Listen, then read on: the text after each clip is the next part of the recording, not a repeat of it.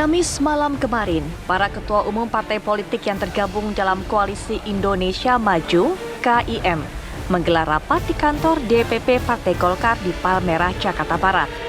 Rapat gabungan pimpinan Parpol KIM ini digelar saat isu penentuan cawapres Prabowo sedang menghangat. Penentuan cawapres menjadi sorotan usai Wakil Ketua Umum Partai Golkar Ridwan Kamil dalam beberapa hari terakhir santer dikabarkan akan dipinang PDI Perjuangan untuk menjadi cawapres pendamping Capres PDI Perjuangan Ganjar Pranowo. Di tengah kencangnya isu tersebut beredar, Ridwan Kamil justru menyambangi kediaman Prabowo di Jalan Kertanegara, Jakarta Selatan, Rabu malam 13 September 2023. Seperti diketahui, tarik-menarik di internal koalisi KIM sangat kuat. Masing-masing partai di koalisi ingin mengajukan calonnya menjadi cawapres.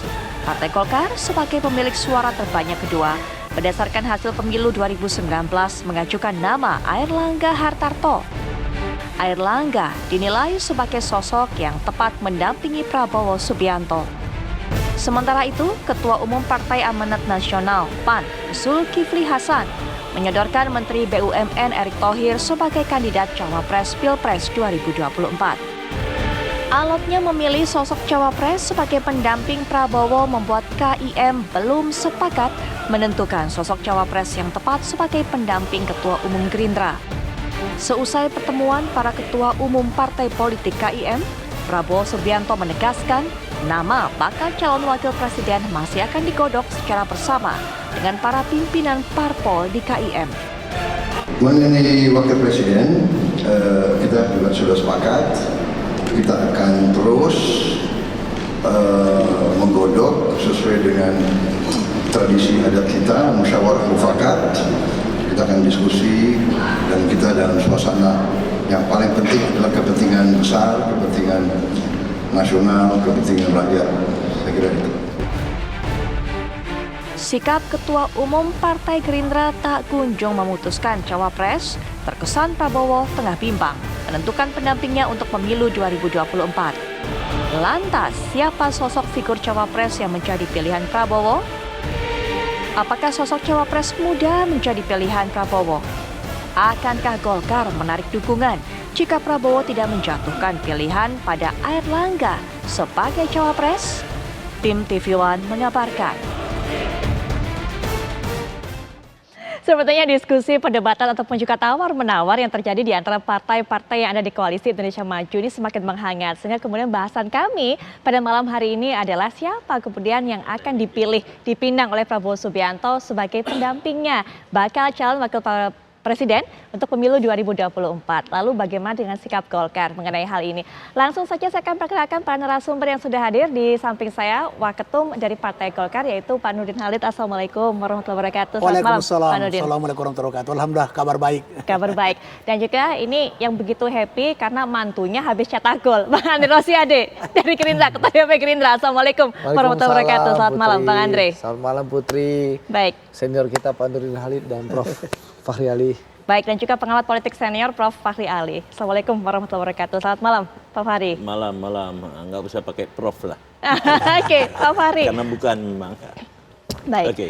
Pak Nurdin, ini langsung saja saya akan berangkat dari apa yang disampaikan oleh Waketum Golkar juga, yaitu Pak Melkias Mekeng, mengatakan bahwa Golkar harusnya lebih rasional, tidak perlu kemudian terus mendorong Airlangga Hartarto sebagai calon pendamping bagi Prabowo Subianto. Lebih baik mengalihkan dukungan dan juga mendukung Ridwan Kamil sebagai pasangan dari Ganjar Pranowo.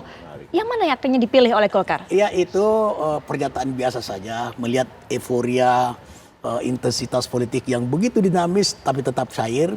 Partai Golkar tetap komit melaksanakan daripada amanah konstitusi, keputusan konstitusi, di mana Pak Airlangga diberi mandat oleh Munas untuk menentukan capres dan cawapres, dan Pak Airlangga telah melaksanakan amanah tersebut, yaitu telah memilih Pak Prabowo sebagai calon presiden. Itu nanti akan dibawa dalam forum Rapimnas, karena Rapimnas juga telah menetapkan Pak Airlangga sebagai calon presiden. Oleh karena itu Pak Prabowo secara konstitusional juga akan dibawa dalam forum Rapimnas. Cawapres kita sampai saat ini terus berjuang melakukan lobby kepada Pak Prabowo sebagai calon presiden agar Pak Erlangga dipilih sebagai calon wakil presiden dengan berbagai pertimbangan subjektif, objektif, kapasiti dan kemudian kemampuan daripada Pak Erlangga. Ya. Dan Golkar itu adalah partai besar, partai pemenang nomor 2 di DPR. Ya kalau suara rakyat Gerindra. Jadi ini sebetulnya pasangan Pak Prabowo dengan Pak Erlangga ini adalah pasangan yang sangat ideal untuk memenangkan Pilpres 2024. Pak Nurdin, kalau nggak kepilih gimana Pak Erlangga Hartarto? Karena kemarin kan juga yang diajak makan oleh Pak Prabowo adalah Pak Ridwan Kamil. Kalau melihat indikatornya ya, insya Allah Pak Prabowo akan memilih Pak Erlangga. Salah satu indikator adalah dijadikan kantor Golkar, DP Golkar sebagai tempat pertama kali untuk pertemuan koalisi Demokrat ya, Gerindra, Golkar, PAN, PBB, kemudian Gelora, dan Pak dalam Prabowo pertemuan pakai batik kuning lagi. pakai kuning lagi beliau itu indikator dan tadi malam itu pertemuan adalah tukar pikir ide gagasan terhadap isu strategis yang akan nanti ditawarkan oleh Pak Prabowo untuk membangun Indonesia yang lebih baik, gitu. Dan keberlanjutan pembangunan yang telah dicanangkan oleh Pak Jokowi. Oleh karena itu maka saya yakin sekali insya Allah dengan berbagai infrastruktur sumber daya manusia yang militan dari Partai Golkar, apabila ini bersama dengan Gerindra, maka Pak Prabowo bersama Erlangga akan memenangkan Pilpres 2024. Bang Andre, Pak Nurdin aku yakin bahwa yang dipilih oleh Pak Prabowo adalah Pak Erlangga Hartarto. Gimana kemudian dari Pak Prabowo-nya? Ya menurut saya pernyataan Pak Nurdin Halid ini realistis dan bisa saja itu terjadi. Karena memang pemilihan calon wakil presiden itu akan dilakukan dengan cara musyawarah untuk mufakat oleh para ketua umum partai-partai politik. Ada Pak Prabowo, Pak Erlangga, Bang Zulhas, Prof. Yusril nanti, ada Pak Anies Mata, dan mungkin ketua umum partai yang lain akan duduk bareng musyawarah untuk mufakat tanpa voting memutuskan. Dan memang sampai saat ini Golkar mengajukan nama Pak Erlangga, dan Pak Erlangga kita tahu ya punya rekam jejak kinerja luar biasa. Bahkan salah satu motor yang membantu Pak Jokowi membawa Indonesia keluar dari pandemi Covid serta membawa Indonesia selamat dari hantaman krisis dunia. Kalau kemarin Pak Prabowo ketemu makan malam dengan Pak RK, terus apa dong pembicaranya? Pertemuan Pak Prabowo itu taat azas, ya, dan sangat komunikatif. Jadi pertemuan dengan Kang Emil itu dalam rangka silaturahim, dalam rangka nostalgia. Karena memang Kang Emil itu ya adalah tokoh yang kami dukung dan kami usung waktu menjadi calon wali kota Bandung. Bukannya mencari kecocokan, mencari chemistry. Pertama kali Kang Emil itu masuk ke dunia politik itu didukung oleh Pak Prabowo dan Partai Gerindra.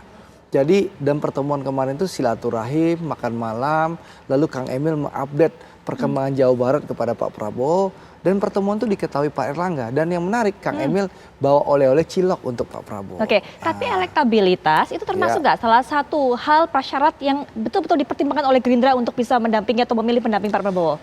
Semua nama yang beredar tentu dipertimbangkan. Tapi sekali lagi Putri, keputusannya ada di tangan musyawarah untuk mufakat para ketua umum partai-partai yang ada di koalisi Indonesia Maju. Mari kita tunggu Putri, saya juga belum tahu, Pak Nurdin Halid juga belum tahu siapa yang akan diputuskan oleh tokoh-tokoh, oleh Pak Prabowo, dan jadi putusannya bukan hanya oleh Pak Prabowo, Pak Nurdin, tapi bersama-sama.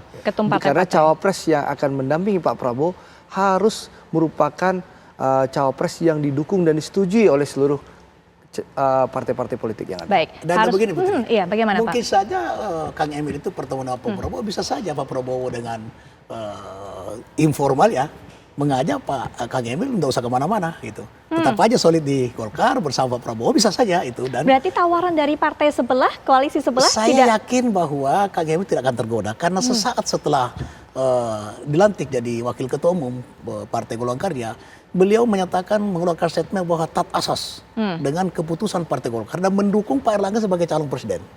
Nah, maupun calon wakil presiden. Oleh karena itu saya yakin Kang Emil tidak akan tergoda. Dan Golkar telah mempersiapkan Kang Emil untuk tetap memimpin Jawa Barat, kontestasi pilkada akan datang atau ke DKI, itu terus ke Kang Emil.